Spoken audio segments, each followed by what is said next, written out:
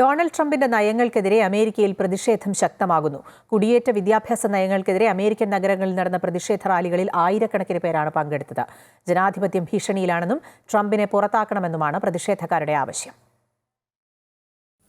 രാജ്യത്തെ ഏകാധിപത്യത്തിലേക്കാണ് ട്രംപ് കൊണ്ടുപോകുന്നതെന്ന് ആരോപിച്ചാണ് American civil liberties യൂണിയന്റെ നേതൃത്വത്തിൽ നോക്കിംഗ്സ് എന്ന മുദ്രാവാക്യമുയർത്തി നൂറുകണക്കിന് ആളുകൾ തെരുവിലിറങ്ങിയത്.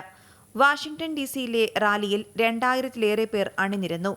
ന്യൂയോർക്കിലെ ടൈംസ് സ്ക്വയറിലും നൂറുകണക്കിന് ആളുകളാണ് പ്രതിഷേധത്തിന്റെ ഭാഗമായത്. ബോസ്റ്റൺ, അറ്റ്ലാന്റ, ഷിക്കാഗോ അടക്കമുള്ള നഗരങ്ങളിലും പ്രതിഷേധം നടന്നു. സമാധാനപരമായിരുന്നു പ്രതിഷേധം. ലണ്ടൻ അടക്കം ലോക നഗരങ്ങളിലും സമാനമായ റാലികൾ നടന്നു.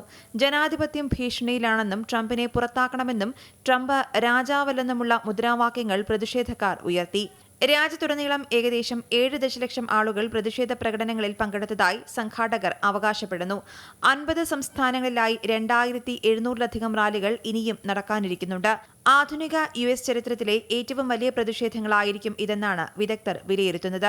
ട്രംപ് തന്റെ 2ാം ടേമിൽ പ്രസിഡന്റ് എന്ന നിലയ്ക്ക് അമിതാധികാരം ഉപയോഗിച്ചതിനുള്ള പ്രതികാരമായാണ് പ്രതിഷേധങ്ങൾ അരങ്ങേറുന്നത്.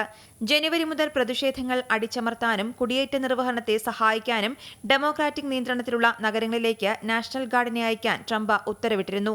മാത്രമല്ല, ഇടതുപക്ഷ ലിബറൽ ഗ്രൂപ്പുകൾക്കെതിരെ കർശന നടപടിയും സ്വീകരിച്ചു. അമേരിക്കയിൽ നമുക്ക് രാജാക്കന്മാരില്ല, അഴിമതിക്കും ക്രൂരതയ്ക്കുമെതിരെ പിന്നോട്ടു പോകില്ല എന്ന മുദ്രാവാക്യമുയർത്തിയാണ് രാജ്യവ്യാപകമായി റാലികൾ സംഘടിപ്പിച്ചത്. നോക്കിംഗ്സ് എന്ന പേരിലാണ് പ്രതിഷേധങ്ങൾ. കഴിഞ്ഞ ജൂണിലും സമാനമായ ട്രംപ് വിരുദ്ധ റാലികൾ സംഘടിപ്പിച്ചിരുന്നു. ഇത് അമേരിക്കൻ വിരുദ്ധരുടെ റാലികളാണെന്ന് റിപ്പബ്ലിക്കന്മാർ ആരോപിച്ചു. പ്രതിഷേധക്കാർക്ക് തീവ്ര ഇടതുപക്ഷവുമായി ബന്ധമുണ്ടെന്നും ഇവർ ആക്ഷേപിക്കുന്നുണ്ട്. അതേസമയം സമാധാനപരമായ റാലികളെ അക്രമാസക്തമാക്കി മാറ്റാനാണ് അധികൃതരുടെ ശ്രമമെന്ന് പ്രതിപക്ഷമായ ഡെമോക്രാറ്റുകൾ ചൂണ്ടിക്കാട്ടുന്നു. News desk, Amrita news.